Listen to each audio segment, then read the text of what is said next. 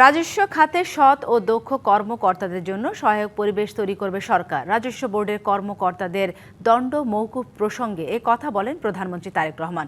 প্রত্যাশা করেন ভবিষ্যতে আর যাতে কোনো অপ্রীতিকর পরিস্থিতি তৈরি না হয়। কর প্রক্রিয়ার সংস্কার পর্যায়ক্রমে করার পাশাপাশি করনীতি নিয়ে যারা কাজ করেন তাদের পরামর্শ নেওয়ার কথাও বলেন প্রধানমন্ত্রী। জানান রাজস্ব আহরণে এনবিআরকে সরকার সহযোগিতা করবে। রাজস্ব লক্ষ্যমাত্রা অর্জন, মাঠ পর্যায়ে কার্যক্রম গতিশীল করা, চ্যালেঞ্জ এবং কর কৌশল ও প্রক্রিয়ার নানা দিক তুলে ধরতেই মূলত রাজস্ব সম্মেলন। সম্মানিত বাহিনী প্রধানগণ, রাজধানীর বাংলাদেশ চীনমৈত্রী সম্মেলন কেন্দ্রে জাতীয় রাজস্ব বোর্ড আয়োজিত সম্মেলনে যোগ দেন প্রধানমন্ত্রী তারেক রহমান।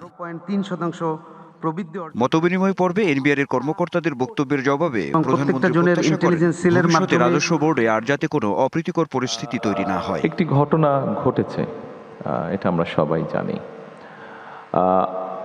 আমাদের সরকারের যেটা মূল লক্ষ্য এবং উদ্দেশ্য হচ্ছে, আমি অতীতে পিছনে যেতে চাই না, সামনে যেতে চাই আমি, এবং সেজন্যই আমরা সকলকে নিয়ে সামনে বাড়তে চাই।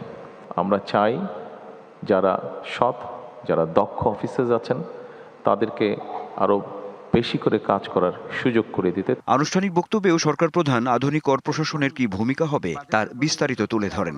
নগদ নিয়ে এলো হার না মানা হার অফার।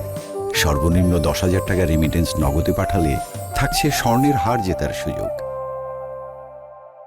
এনবিআর এর সকল কার্যক্রমের সাফল্যের উপরেই সরকারের সকল উন্নয়ন পরিকল্পনা গ্রহণ এবং বাস্তবায়নের সফলতা বহুলাংশে নির্ভরশীল।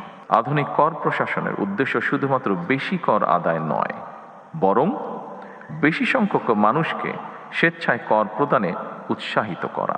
এনবিআর যেন করদাতাদের জন্য কোনো ভয়ের জায়গা না হয় সেদিকে বিশেষ নজর দেওয়ার কথাও বলেন সরকার প্রধান। ভ্যাট কিংবা ট্যাক্স আদায় শুধু এনফোর্সমেন্টের বিষয় নয়, বরং রাজস্ব ব্যবস্থাপনার উপরে ভ্যাট ট্যাক্স দাতাদের আস্থা ও বিশ্বাসের সম্পর্ক তৈরি হলে রাজস্ব আহরণ অনেক সহজ হয়ে যায়। সুতরাং দক্ষ ব্যবস্থাপনার মাধ্যমে জাতীয় রাজস্ব বোর্ডকে এমনভাবে গড়ে তোলা প্রয়োজন যেখানে মানুষ এই প্রতিষ্ঠানকে ভয় না করে বরং বিশ্বাস করবে। এনবিআর এ স্বস্তির পরিবেশ বজায় রাখার প্রতিও জোর দেন তারেক রহমান। পরে রাজস্ব সংক্রান্ত বিভিন্ন স্টল ঘুরে দেখেন প্রধানমন্ত্রী। Anwar Hossain, DBC news, Dhaka.